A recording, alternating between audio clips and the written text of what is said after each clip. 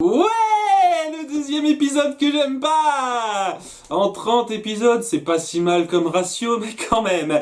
Donc, cet épisode ne se centre sur personne en particulier, vu qu'il n'y a pas de flashback cette fois-ci. Et donc, on va suivre un petit peu l'histoire où on l'avait laissé à la toute fin, c'est-à-dire sur le fait que Henry et Aurore peuvent discuter via le rêve, vers leur rêve post-sommeil éternel guéri, qui est déjà, qui va poser problème à ce niveau-là sur pas mal de points. Je vais y venir au fur et à mesure. Une fois qu'Emma et Blanche-Neige ont compris que Aurore et Henry pouvaient communiquer par rêve, la première chose, la première idée qu'elles ont en tête, c'est de demander à Aurore de demander à Aurore, de demander à Henry, de demander à Rumpelstiltskin comment elle pouvait s'en sortir contre Cora, la super sorcière, pour lui piquer sa poudre de meubles magiques, dont elles auront besoin pour rentrer à la maison. Donc, juste un truc, elle va le faire. Gros coup de chat quand même, à chaque fois que deux personnes veulent s'endormir pour se retrouver dans ce rêve, c'est à peu près au même moment, simultanément quasi. Je veux dire, c'est très pratique. Chaque fois c'est toujours à 30 secondes près une connerie comme ça. Je trouve ça dingue. Enfin bref, Aurore dit à Henry ce qu'il en est. Il en parle à Regina qui vient en parler à Rumpelstiltskin qui sort avec Belle, donc, et qui commence un petit peu leur nouvelle relation saine par rapport à ce qu'elle avait dit la dernière fois. Donc ça, c'était un petit moment assez sympathique. Et ils se rendent compte que si Cora vient dans leur monde, ça va pas les arranger. Hein, ça risque d'être un problème, hein, un gros problème pour eux. Donc, première chose que Rumpelstiltskin veut faire, c'est dire à Henry, de dire à Aurore, de dire aux autres, je vais éviter de faire ça à chaque fois, de leur dire qu'en fait, la chose à faire pour arrêter Cora, c'est d'utiliser l'encre de la plume qui a servi à l'enfermer dans l'épisode sur Cendrillon. Voilà, seulement c'est pas la plume qui l'a aidé, c'est l'encre. Il faudra que je me revoie rapidement l'épisode pour voir si c'est raccord, c'est-à-dire ils ont parti du fait que c'était la plume qui était censée le capturer, mais alors que en fait c'était l'encre qui avait été utilisée. Donc est-ce que c'est Rumpel qui a amené l'encre parce qu'il voulait se faire capturer pour une raison X? Je vois pas pourquoi il tenait à se faire capturer personnellement. Je vois pas ce que ça a apporté, peut-être que ce sera expliqué, ou alors c'est bien Cendrillon qui a apporté l'encre, je ne sais pas, c'est bizarre, c'est histoire de dire. Quoi qu'il en soit donc, ils essayent de faire passer le mot à Aurore, mais il n'y arrive pas parce que les flammes sont beaucoup trop ardentes, beaucoup trop fortes, et puis elle se fait vite tirer de son sommeil. Ok, juste avant, une petite chose. Pourquoi il n'arrive pas à calmer les flammes comme il l'a fait à la fin de l'épisode précédent? Je veux dire, à la fin de l'épisode précédent, il a toujours cette espèce de talisman qui permet de contrôler un petit peu ce qui se passe dans le rêve. Donc, de contrôler les flammes, justement, pour pas que ce soit un petit peu trop gênant, hein, pour pas se faire trop cramer, etc., etc. Il l'a parfaitement fait dans l'épisode précédent. Là, il n'y arrive pas. Et le truc, c'est quand même d'essayer... Oh, punaise de chien à la con, là. Waf, waf, waf. Ouais, le truc, c'était quand même de faire en sorte de lui parler le plus clairement possible. Et il y a les flammes qui gênent leur conversation, et il veut rien faire pour ça. Non, mais sérieusement, c'était ridicule. Sachant que, c'est la mise en scène assez mal faite, je trouve, pour moi. Sachant que juste après, elle se fait tirer de son sommeil parce que le groupe est attaqué par... des zombies! Ouais, Cora peut invoquer des zombies maintenant. Grâce au cœur des morts qu'elle possède, elle peut en faire des espèces de zombies sans âme. Écoutez, j'ai accepté sans trop de problème le fait que Frankenstein et les loups-garous existent dans ce monde des contes de fées.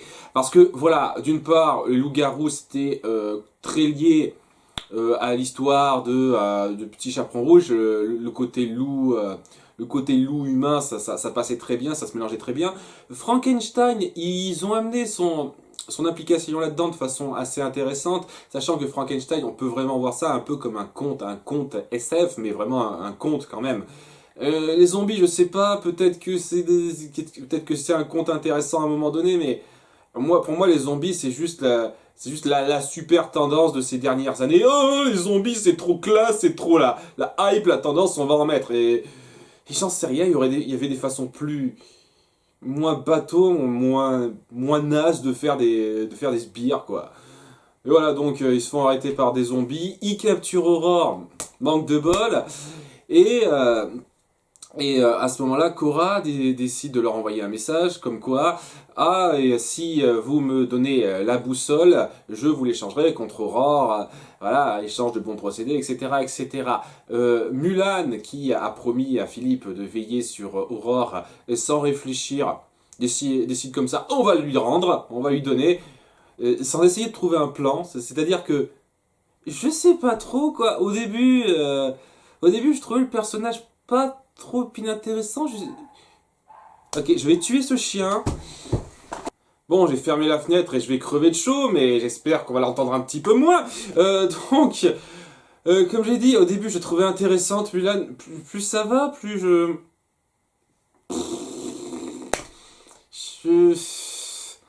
Elle n'est pas réfléchie et je veux bien comprendre le fait qu'elle ait une espèce de d'attachement envers Philippe euh, pour résoudre ses souhaits, mais là, quand même, quoi, elle réfléchit pas. Je veux dire, elle réfléchit pas. Euh, que- quand, quand Emma lui dit coupe l'arbre, si je suis pas revenu avant un certain temps, elle le fait sans réfléchir, elle essaye pas de peser le pour et le contre. C'est quelqu'un de très basique qui ne réfléchit pas, qui essaye pas de penser aux autres possibilités, Ah, quoi, j'espère qu'à un moment donné, on va essayer de l'étoffer un peu, ce personnage, parce que pour l'instant, elle est là pour être là, pour montrer la femme badass c'est juste la femme un peu badass qui l'est pas tant que ça vu que Blanche-Neige là bat sur énormément de points.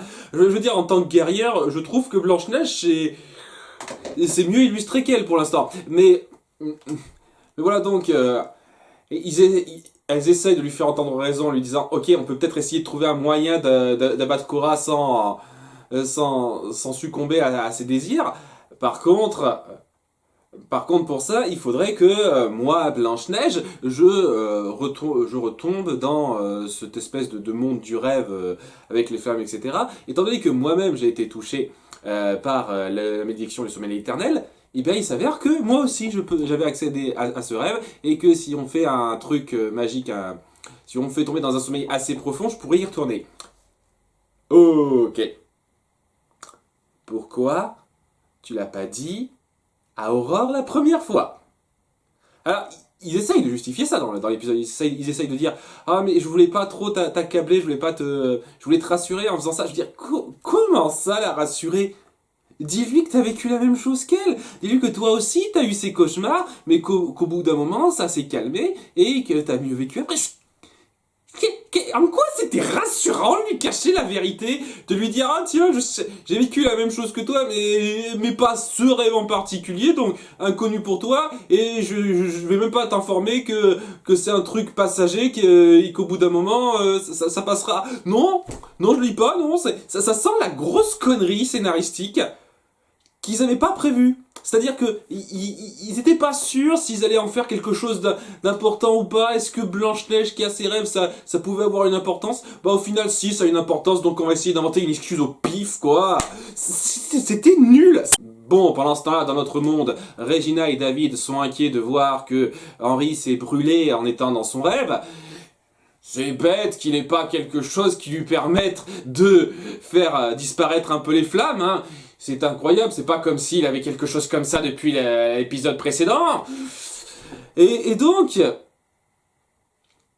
David décide de dire ah non, on arrête ça, je veux plus qu'il y retourne, je vais y aller en me faisant en me faisant toucher par la malédiction du sommeil éternel.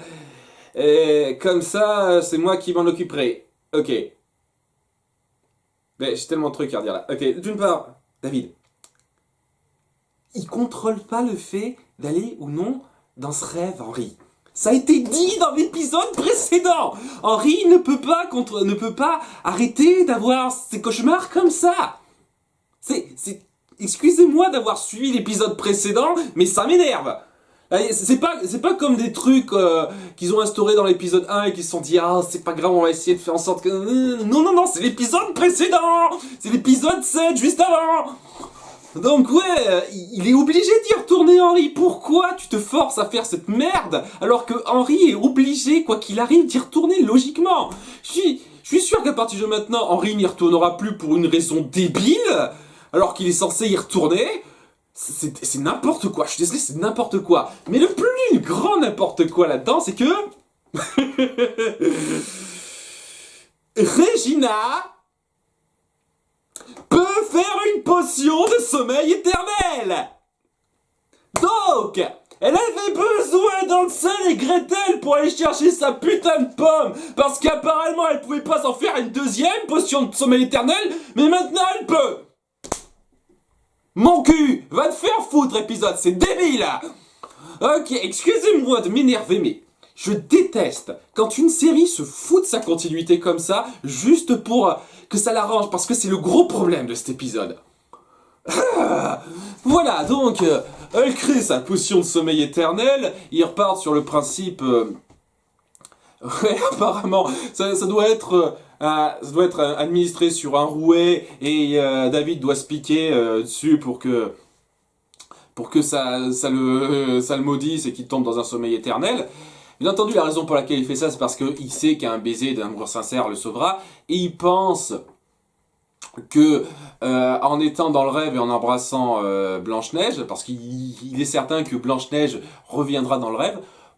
Pourquoi il est certain que Blanche-Neige reviendra dans le rêve alors que, sincèrement, il y avait 50 000 raisons pour que Aurore quitte le rêve. Et la raison d'ailleurs, la raison principale étant qu'elle a été forcée d'être réveillée parce qu'il y avait une menace imminente. Elle aurait très bien pu ne pas être capturée suite à cette menace.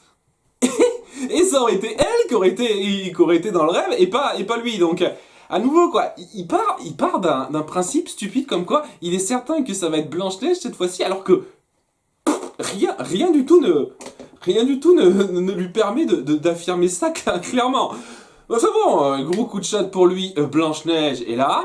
Il casse le talisman qu'Henri lui a donné complètement connement, histoire de dire. Et donc, il lui dit cette fois l'info dont ils ont besoin. Ils essayent donc de faire le baiser qui le sauvera. Par contre, ils sont pas trop matériels dans le rêve et donc ils peuvent pas.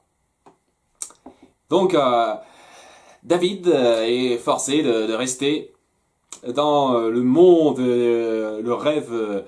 dans le rêve infernal du sommeil éternel. Tandis que maintenant Blanche-Neige a une raison de plus de vouloir retourner chez eux pour pouvoir le délivrer de ça. Ok, mine de rien, malgré le fait que c'est amené de façon ultra forcée et exaspérante, la scène entre deux était jolie. Là, la scène, le moment où Blanche et David se revoient et où il y a tout ce petit passage assez tragique entre eux, qui peuvent pas se toucher, etc. C'était plutôt joli. Ouais, cela étant, c'était super mal amené, quoi. Hein. Je tiens à le redire, ça m'a assez gavé, ce truc-là. Donc, pendant ce temps-là, Aurore, qui est captif de Cora, refuse de lui dire quoi que ce soit, et elle essaye rien de particulier. Je veux dire, elle lui offre à manger, elle lui dit « Ah, je pourrais peut-être faire revenir ton chéri si tu me laisses... et si tu me mets au parfum, si tu veux m'aider. » Et après, c'est tout ce qu'elle essaye de faire. Je sais pas, il y a pas une espèce de torture, une espèce de sort magique qui pourrait essayer de la faire pencher en ta faveur? Non. Je veux dire, pour une sorcière que tout le monde est censé craindre, je trouve qu'elle a pas fait trop usage de magie, là, pour essayer de mettre Aurore sous sa coupe, etc. Quoi qu'il en soit, peu de temps après, elle est libérée par Crochet, voilà, qui semble à avoir des comptes à régler avec Korra qu'il a un peu laissé pour compte et qui donc décide de la libérer, de la laisser partir, etc., etc. Et ça tombe bien qu'il ait fait ça parce que Mulan, pendant que Blanche-Neige était endormie, elle a décidé de piquer la boussole et de partir toute seule, aller chercher Aurore sans rien demander aux autres.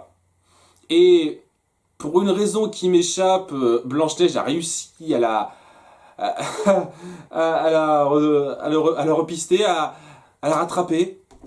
Je sais pas, il doit y avoir au moins quelques minutes d'avance et elle a couru avec la boussole et pourtant Blanche-Neige a réussi à la rattraper. Et j'imagine qu'elle connaissait la forêt comme sa poche. C'est mise en scène facile pour le drame. Donc Aurore arrive juste à temps pour empêcher la confrontation entre Mulan et Blanche-Neige d'aller trop loin. Mais le problème avec tout ça, c'est que si les choses semblent s'arranger un petit peu et être bien parties pour se démêler, il s'avère qu'en fait, Crochet a fait double jeu. C'est-à-dire qu'au final, il a encore voulu s'attirer les grâces de Korra et cette espèce d'acte de libérer Aurore, c'était en fait une manipulation d'une part pour que Emma et les autres lui fassent confiance et qu'ils finissent par se rapprocher d'elle, etc. Mais aussi parce qu'il a magiquement arraché le cœur d'Aurore pendant qu'elle était endormie. Apparemment, je savais pas qu'on pouvait rendre ça indolore, mais et je savais pas que Capitaine Crochet avait des pouvoirs magiques d'une quelconque sorte, à part le fait d'utiliser des objets qui sont par nature magiques eux-mêmes. Bah, il me semblait pas que Crochet avait la magie de son côté, mais il peut retirer des cœurs magiquement lui aussi. Et grâce à ça, Korra peut entendre tout ce que les filles disent entre elles. Elle a le contrôle sur Aurore. Enfin, elle a le contrôle sur Aurore. Apparemment, elle peut la tuer quand elle veut, donc. Et ouais, donc ça s'annonce mal pour nos héroïnes. Voilà. Ok, pour être honnête, j'ai pas détesté là où l'épisode est allé. Vraiment, tout ce qui a été instauré est intéressant.